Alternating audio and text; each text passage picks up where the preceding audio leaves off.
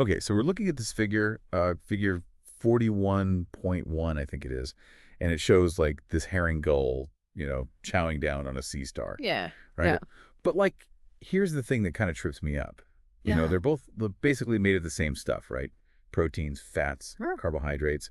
So how does the gull like digest its meal without, basically dissolving itself in the process? It seems kind of counterintuitive. Yeah, it's a great question. And it's that kind of question that I think highlights how intricate these systems are and how many sort of fail-safes there are in place to Right. make sure that you're getting what you need from your food, but not, doing more harm than good in the process. Yeah, exactly. And that's actually a perfect lead in to what we're diving into today, which is this whole chapter on animal nutrition. We're Yeah. going to go from what are the basic needs of an animal's diet to the four stages of food processing, ingestion, digestion, absorption, elimination. Right. And then we'll get into the mammalian digestive system, specifically like the nitty-gritty of how it all works. The nuts and bolts. Yeah, exactly, the nuts and bolts. Right. And then we'll even look at how different diets have shaped the evolution of animals. Right. And finally, how all of this is regulated behind the scenes, the hormones and the feedback loops that keep it all running smoothly. Yeah, it's a really fascinating look, I think, at one of the most basic but also most complex processes that all animals have to deal with. Yeah, it really is. Yeah. And I think it's going to be super relevant to everyone listening because obviously, we all eat. Right, we got to eat to live. We got to eat to live. Exactly. Yeah. So understanding how our bodies use that food is pretty essential knowledge, I think. Yeah, and it goes beyond just, knowing what to eat. It's understanding those underlying processes and how things can go wrong or how things can be optimized. Yeah. And even, how those things have changed over evolutionary time. Yeah, exactly. So let's start with the very basics then. What does an animal actually need to get from its diet? Concept 41.1 lays it all out, starting with this concept of chemical energy. Yeah, I mean, it all starts with energy, right? Every Uh-huh. single thing that your body does from, the beating of your heart to, you know, moving your muscles to thinking requires energy. Right. And that energy is supplied in the form of ATP. And the raw materials for making that ATP come from the food that we eat, specifically the carbohydrates, proteins, and fats. Right. It's like plugging your phone in to recharge, except it's way more complex than that. Oh, yeah, way more complex. But the analogy holds, you got to have that energy input to power all those biological processes. For sure. And then beyond just the energy, we also need what the chapter calls organic building blocks. Right, exactly. You need Yeah. the raw materials to actually build and repair and maintain all the tissues in your body. Yeah. So this is where we get into things like organic carbon, which comes from sugars, and organic nitrogen, which comes primarily from proteins. Right. So those are the fundamental building blocks that our bodies use to create, everything else. Everything. DNA, enzymes, cell membranes, the whole shebang. Okay, so we've got the energy, we've got the building blocks, but then the chapter talks about these essential nutrients. Right. What makes a nutrient essential? So an essential nutrient is something that an animal needs for its, normal physiological function, but it can't make it itself Okay. from scratch. So it has to get it from its diet. Okay, so like we're really good at building things in our bodies, but there are certain things that we just can't manufacture. Yeah, there are certain molecules that we lack the enzymes or the metabolic pathways to produce on our own. Right, and so we have to go find them out in the world and eat them. Exactly. And if we don't, we can end up with, deficiencies and health problems. So the chapter zooms in on one category of these essential nutrients, the essential amino acids. Yeah. And I remember this part got pretty detailed. Like there was a whole list of names to remember. Well, it's important, I think, to understand just how specific these requirements are, right? So we need 20 different amino acids to make all the proteins in our bodies, but we can actually synthesize about half of those ourselves as long as we've got, sources of sulfur and organic nitrogen. But the rest, those are the essential amino acids, and we have to get them from our diet. So the chapter lists 8 essential amino acids for adult humans: isoleucine, leucine, lysine, methionine, threonine, tryptophan, and valine. Right, that's the list you got to know. And then for infants, there's a 9th one, histidine. Right, they need a little extra help. Yeah, exactly. And then there's this whole thing about complete versus incomplete proteins, which I always get a little confused about. Okay, so complete proteins are those that contain all of the essential amino acids in the right proportions. So basically, animal products like meat, eggs, dairy, those are all complete proteins. Go. But a lot of plant proteins, they're what we call incomplete because they might be low in or even missing one or more of those essential amino acids. Okay, so like the classic example is corn, which is low in tryptophan and lysine, Right. and then beans, which are often low in methionine. Yeah, so if you're only eating corn, you're going to be deficient in those other essential amino acids. Right. But if you combine those beans with the corn, you're getting a more complete protein profile. So for people following vegetarian or vegan diets, they need to be really mindful of this, right? Absolutely. It's all about variety and making sure you're getting a good mix of different plant-based proteins throughout the day.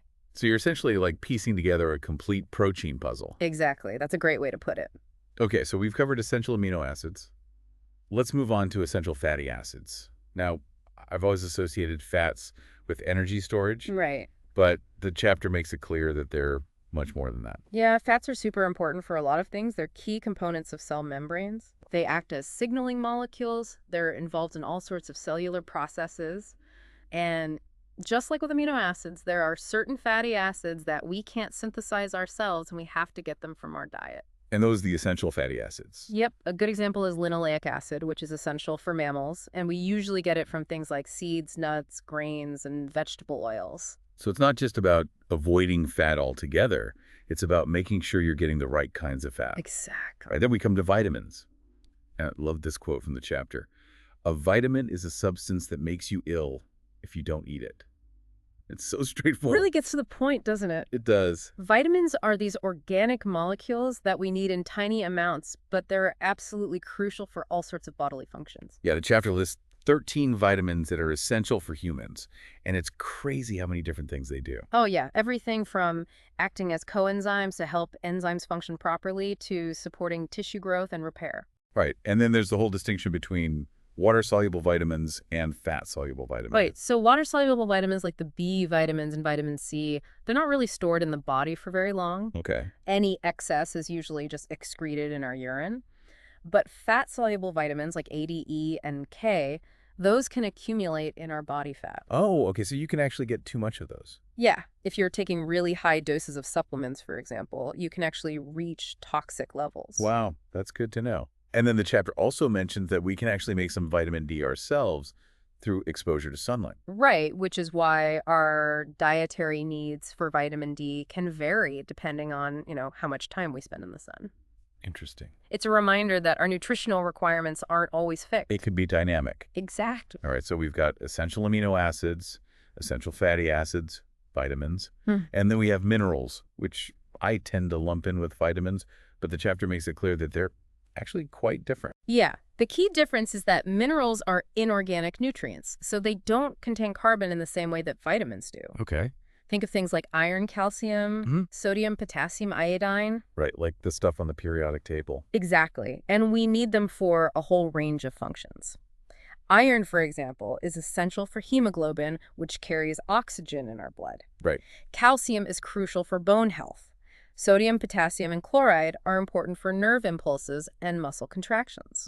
They're kind of like the nuts and bolts of the body. Yeah, that's a good analogy. We need them in different amounts, some in trace amounts and some in larger quantities. And just like with fat-soluble vitamins, we can get too much of some minerals, right? Yeah, too much sodium, for example, can contribute to high blood pressure. Right, so it's all about balance. Always about balance. Okay, so now we get to the kind of heavy stuff, malnutrition. Yeah, this is a serious global issue. The chapter defines malnutrition as basically not getting enough of the nutrients your body needs, either essential nutrients or just overall calories. Yeah. Right, and it can manifest in a lot of different ways. The chapter gives examples like, animals grazing on phosphorus-deficient soil ending up with fragile bones. Right. Or children who aren't getting enough protein in their diet experiencing stunted growth and development. And then there's undernourishment, which is specifically about not getting enough calories. Right. So if you're consistently not consuming enough energy, your body starts to break down its own stores of carbohydrates and fats. Right. And if that energy deficit persists, it'll even start to break down its own proteins, which can lead to muscle wasting and organ damage. And the chapter links undernourishment to, really serious situations like famine and war. Yeah, and even eating disorders like anorexia nervosa. So it's a really complex issue with multiple factors contributing to it. Absolutely. And then the last thing the chapter touches on in this section is this idea of determining the ideal human diet.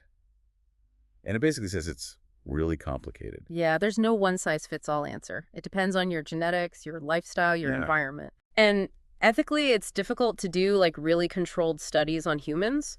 So we have to rely on things like epidemiology, which is studying patterns of health and disease in populations. Right, and the chapter gives the example of folic acid supplementation, which has been shown to significantly reduce the incidence of neural tube defects. Yeah, that's a great example of how understanding nutritional needs can have a huge impact on public health. All right, so we've got a good understanding now of what our bodies need from food. Right. Let's move on to how we actually process that food. Concept 41.2 breaks down the process into 4 main stages. This is where we get into the nitty-gritty of how we turn food into fuel and building blocks. So the 4 stages are ingestion, digestion, absorption, and elimination. Right, those are the key steps. And the first one, ingestion, seems pretty straightforward. It's just taking the food into your body, right? Yeah, on the surface it seems simple, but when you look at the diversity of feeding mechanisms across the animal kingdom, it gets really interesting. Right, like figure 41.5 shows all these different ways animals eat. Yeah, you've got bulk feeders like us who take bites out of food. Right. You've got filter feeders like whales who strain tiny organisms out of the water. Yeah. You've got substrate feeders who live in or on their food source, like caterpillars munching on leaves. And then you've got fluid feeders like mosquitoes sucking blood. Exactly. It's amazing the different strategies that have evolved. It really is. So once the food is in the body, then comes digestion, which is more than just chewing. Oh, yeah. Digestion is where we actually break down those large, complex food molecules into smaller units that our bodies can absorb and use. And this involves both mechanical and chemical digestion. Right. Mechanical digestion is the physical breakdown of food. So chewing is a big part of that. Okay. And then chemical digestion is where enzymes come in. Mm. They break down those macromolecules into their smaller building blocks. And the chapter gives the example of sucrose being broken down into glucose and fructose by the enzyme sucrose. Right. That's a classic example of enzymatic hydrolysis where water is used to break the chemical bonds. And it's not just our own enzymes that are involved, right? No, not at all. We have a whole community of bacteria living in our digestive system that help us break down food as well. Oh, right, the gut microbiome. Exactly. They play a huge role in digestion. Okay, so after digestion, we have absorption, which is where those smaller molecules actually get into our cells. Right. Absorption is the process of transporting those digested nutrients across the lining of the digestive system and into the bloodstream or lymphatic system. And this happens mainly in the small intestine. Right. The small intestine is the primary site of absorption. And then finally, we have elimination, which is getting rid of the stuff our bodies can't use. Yep. Elimination is the process of expelling undigested material and waste products from the digestive system. So circling back to that initial question about how we avoid digesting ourselves, the chapter explains that this is where digestive compartments come in. Right. Compartmentalization is key. It allows us to keep those powerful digestive enzymes and the harsh conditions needed for digestion contained. Right, so we're not digesting our own tissues in the process. Exactly. So the chapter starts by talking about intracellular digestion, which happens inside cells. Yeah, this is what you see in simple organisms like sponges. They engulf food particles and then digest them inside those food vacuoles within their cells. Okay, so it's like digestion happening on a microscopic level. Right. And then you have extracellular digestion, which is what most animals do. And that's where digestion happens outside of cells in compartments that are continuous with the outside environment. Exactly. And this allows animals to eat much larger prey. Right, because you're not limited by the size of individual cells. Right. So the chapter talks about 2 main types of extracellular digestive systems, the gastrovascular cavity and the alimentary canal. Okay, so the gastrovascular cavity is basically a single opening digestive pouch that you find in animals like hydras and flatworms. So it's like one opening for both taking in food and expelling waste. Right, this has to do double duty.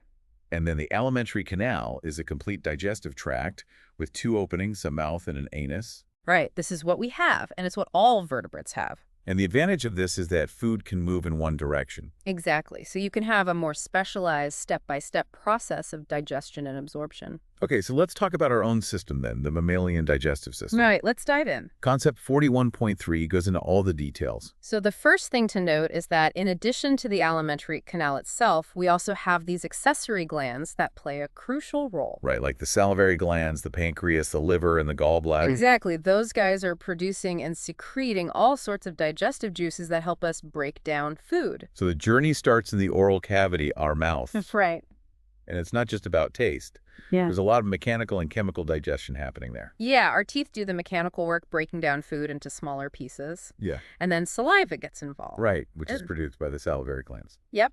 And it's got mucus to lubricate the food buffers to protect our teeth, antimicrobial agents to kill bacteria, and the enzyme salivary amylase, which starts breaking down carbohydrates. Right. Remember the chapter mentioned that salivary amylase might even help to loosen food that gets stuck in our teeth. Yeah, it's pretty cool how much is going on in our mouths.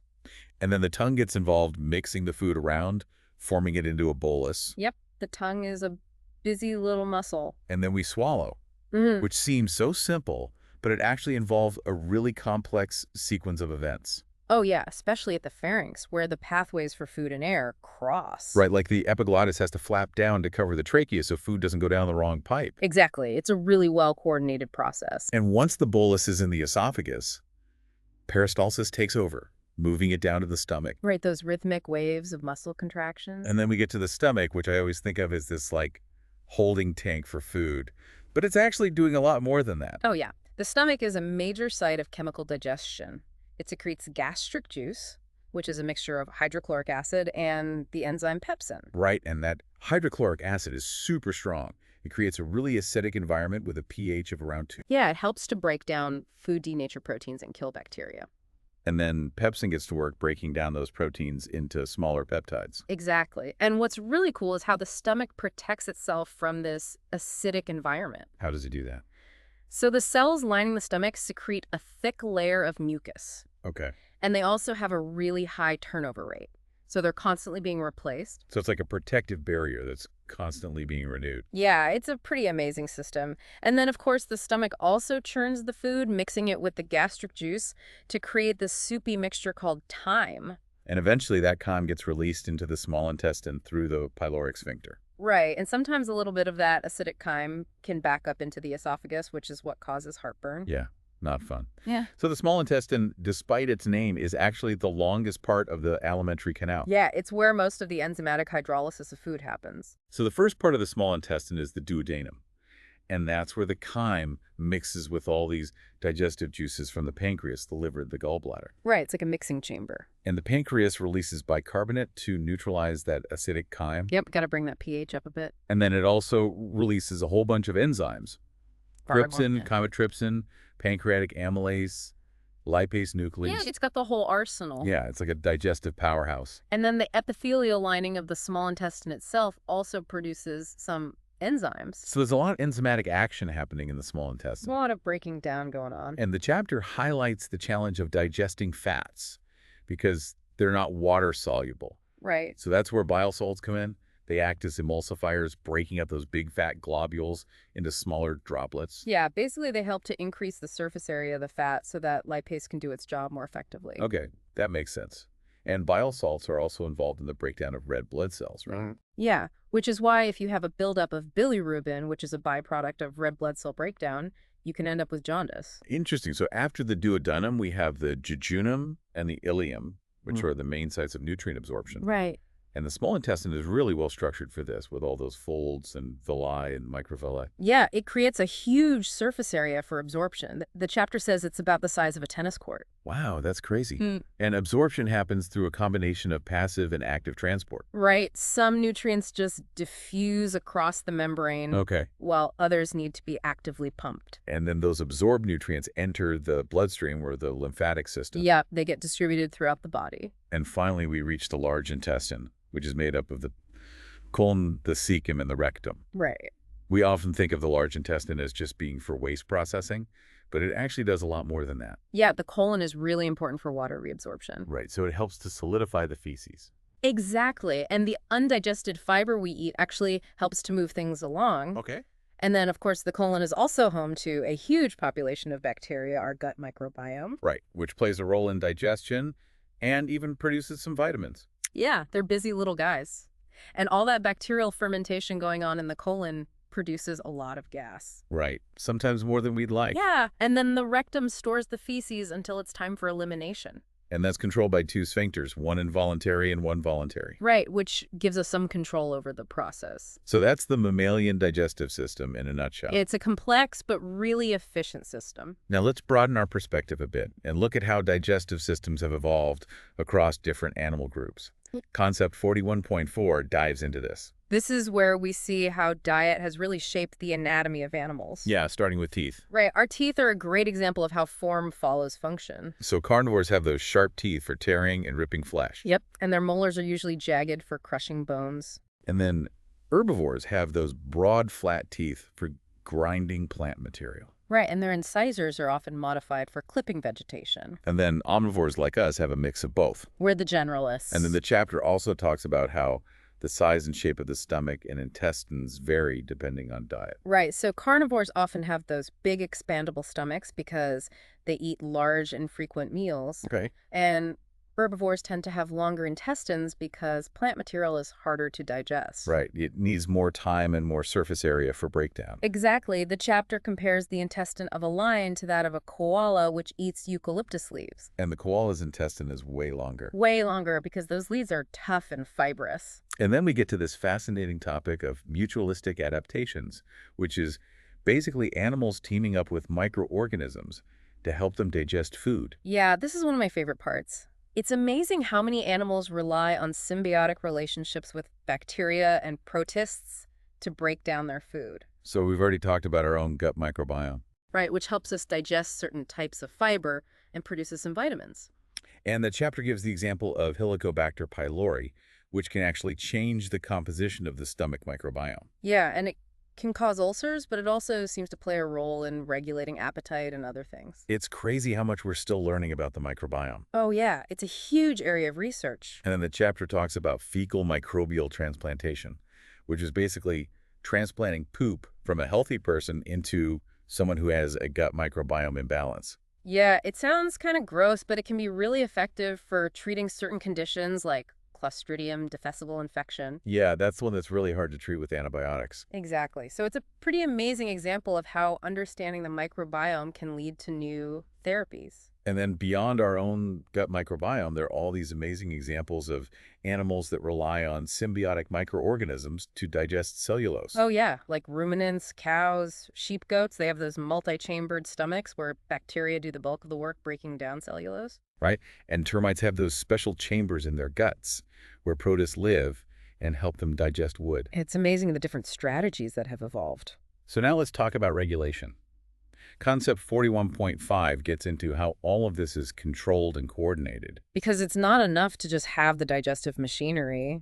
You need to be able to regulate it. Right, like turn it on and off as needed. Exactly. Digestion isn't just happening constantly. It's a very controlled process. So the chapter talks about nervous reflexes that play a role. Yeah, like when you smell food and your mouth starts to water, that's a nervous reflex. Right. And then swallowing is another really complex reflex. And then there's the enteric nervous system, which is like a mini nervous system just for the digestive system. Yeah, it's got its own network of neurons that control things like peristalsis and enzyme secretion. So it's like the brain of the gut. Yeah, you think of it that way. And then hormones also play a big role in regulation. Right, the chapter talks about gastrin, secretin, and CCK.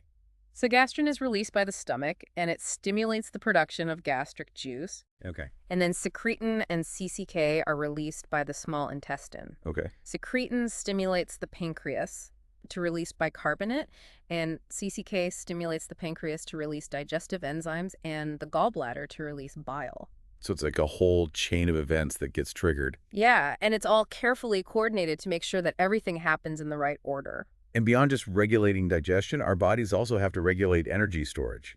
Right. If we take in more calories than we need, we store the excess as glycogen or fat. And fat is a really efficient way to store energy. Yeah, it's the most energy-dense form of storage. So this brings us to glucose homeostasis, which is basically keeping our blood sugar levels stable. Right, and this is super important because our cells need a constant supply of glucose for energy. And the hormones insulin and glucagon are key players in this. Yep, they work in opposite directions to maintain that balance. So insulin is released when blood sugar is high, Right. and it helps cells take up glucose from the blood. Right, and it also promotes the storage of glucose as glycogen.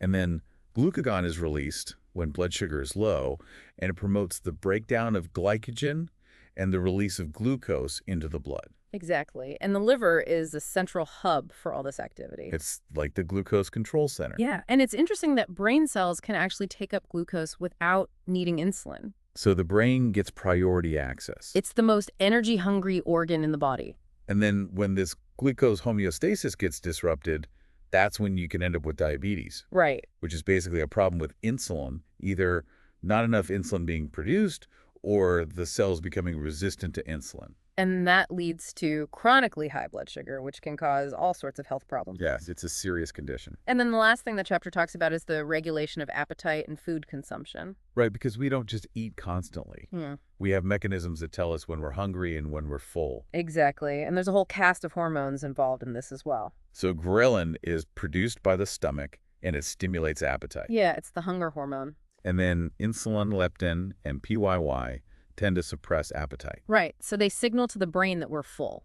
And the chapter talks about this study in mice where they found that mutations in certain genes can lead to obesity. Yeah, those genes are involved in leptin signaling. So if the leptin signal is disrupted, the mice don't feel full and they keep eating. So it's a really complex interplay of hormones and neural signals that regulate our eating behavior. It really is. So we've covered a lot of ground here, from the basic nutritional needs of animals to the complexities of the digestive system and its regulation. It's been quite a journey. What would you say are the biggest takeaways from all this? I think the main thing is that animal nutrition is a remarkably adaptable and efficient process. Animals have evolved all sorts of strategies to obtain and process the nutrients they need, and the digestive system is this incredibly well-coordinated machine that breaks down food, absorbs nutrients, and eliminates waste. Right, and it's all tightly regulated to make sure everything runs smoothly. Exactly, and understanding these basic principles is crucial for maintaining our own health and understanding how diet impacts our bodies. So for our final thought today, let's consider the gut microbiome, which we've talked about a lot. Right. Research in this area is exploding right now, and we're learning more and more about the complex role it plays in our health. Yeah, it's a whole ecosystem living inside us. So given how much influence the microbiome seems to have, what kind of crazy dietary recommendations or even medical interventions might we see in the future as our understanding of this complex relationship continues to grow? That's a really interesting question to think about. It's not hard to imagine that we might one day be able to manipulate our gut microbiome in very specific ways to improve our health. Yeah, like personalized probiotics or even fecal transplants to treat a wider range of conditions. The possibilities are pretty mind-boggling. It's definitely an exciting area to watch. Definitely. So there you have it, folks. Animal nutrition, from the microscopic to the macroscopic. It's all connected. It's all connected. Keep those guts happy and healthy, everyone. You bet. Until next time. See you later.